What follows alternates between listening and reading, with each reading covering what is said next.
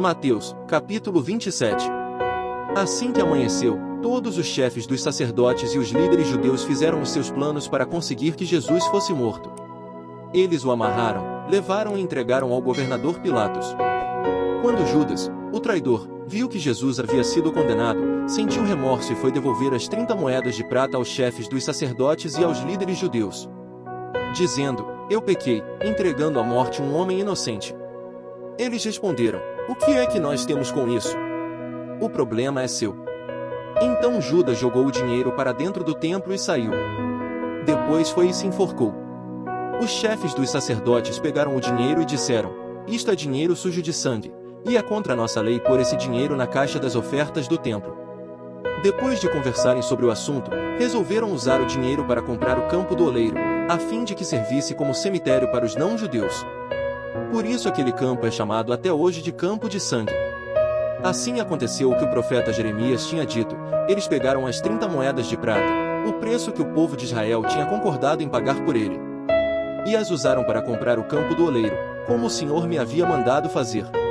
Jesus estava em pé diante do governador, e este o interrogou, dizendo: "Você é o rei dos judeus?" Jesus respondeu: "Quem está dizendo isso é o Senhor." Mas, quando foi acusado pelos chefes dos sacerdotes e pelos líderes judeus, Jesus não respondeu nada. Então Pilatos disse: "Você não está ouvindo as acusações que estão fazendo contra você?" Porém Jesus não disse nada, e o governador ficou muito admirado com isso. Em toda a festa da Páscoa, Pilatos costumava soltar um dos presos, a pedido do povo. Naquela ocasião estava preso um homem muito conhecido, chamado Jesus Barrabás. Então, quando a multidão se reuniu, Pilatos perguntou: "Quem é que vocês querem que eu solte, Jesus Barrabás ou este Jesus, que é chamado de Messias?"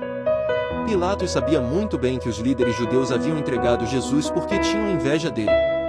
Enquanto Pilatos estava sentado no tribunal, a sua esposa lhe mandou o seguinte recado: "Não tenha nada a ver com esse homem inocente, porque esta noite, num sonho, eu sofri muito por causa dele." Os chefes dos sacerdotes e os líderes judeus convenceram a multidão a pedir ao governador Pilatos que soltasse Barrabás e condenasse Jesus à morte. Então o governador perguntou: "Qual dos dois vocês querem que eu solte?" "Barrabás." Responderam eles. Pilatos perguntou: "Que farei então com Jesus, que é chamado de Messias?" "Crucifica." Responderam todos. Ele perguntou: "Que crime ele cometeu?" Aí começaram a gritar bem alto: "Crucifica!" Então Pilatos viu que não conseguia nada e que o povo estava começando a se revoltar. Aí mandou trazer água, lavou as mãos diante da multidão e disse: "Eu não sou responsável pela morte deste homem. Isso é com vocês." E toda a multidão respondeu: "Que o castigo por esta morte caia sobre nós e sobre os nossos filhos." Então Pilatos soltou Barrabás, como eles haviam pedido. Depois mandou chicotear Jesus e o entregou para ser crucificado. Depois os soldados de Pilatos levaram Jesus para o palácio do governador e reuniram toda a tropa em volta dele. Tiraram a roupa de Jesus e o vestiram com uma capa vermelha. Fizeram uma coroa de ramos cheios de espinhos, e a puseram na sua cabeça, e colocaram um bastão na sua mão direita. Aí começaram a se ajoelhar diante dele e a caçoar, dizendo: "Viva o rei dos judeus!" Cuspiam nele, pegavam o bastão e batiam na sua cabeça. Depois de terem caçoado dele, tiraram a capa vermelha e o vestiram com as suas próprias roupas. Em seguida o levaram para o crucificarem. Quando estavam saindo, os soldados encontraram um homem chamado Simão, da cidade de Cirene, e o obrigaram a carregar a cruz de Jesus. Eles chegaram a um lugar chamado Gólgota. Gólgota quer dizer lugar da caveira. Ali deram vinho misturado com fel para Jesus beber. Mas, depois que o provou, ele não quis beber. Em seguida os soldados o crucificaram e repartiram as suas roupas entre si, tirando a sorte com dados, para ver qual seria a parte de cada um. Depois disso sentaram ali e ficaram guardando Jesus. Puseram acima da sua cabeça uma tabuleta onde estava escrito como acusação contra ele: "Este é Jesus, o rei dos judeus." Com Jesus, crucificaram também 2 ladrões, um à sua direita e o outro à sua esquerda. Os que passavam por ali caçoavam dele, balançavam a cabeça e o insultavam, dizendo assim: "Ei, você que disse que era capaz de destruir o templo e tornar a construí-lo em 3 dias. Se você é mesmo o Filho de Deus, desça da cruz e salve-se a si mesmo." Os chefes dos sacerdotes, Os mestres da lei e os líderes judeus também caçoavam dele, dizendo: ele salvou os outros, mas não pode salvar a si mesmo. Ele é o rei de Israel, não é? Se descer agora mesmo da cruz, nós creremos nele. Ele confiou em Deus e disse que era filho de Deus. Vamos ver se Deus quer salvá-lo agora. E até os ladrões que foram crucificados com Jesus também o insultavam.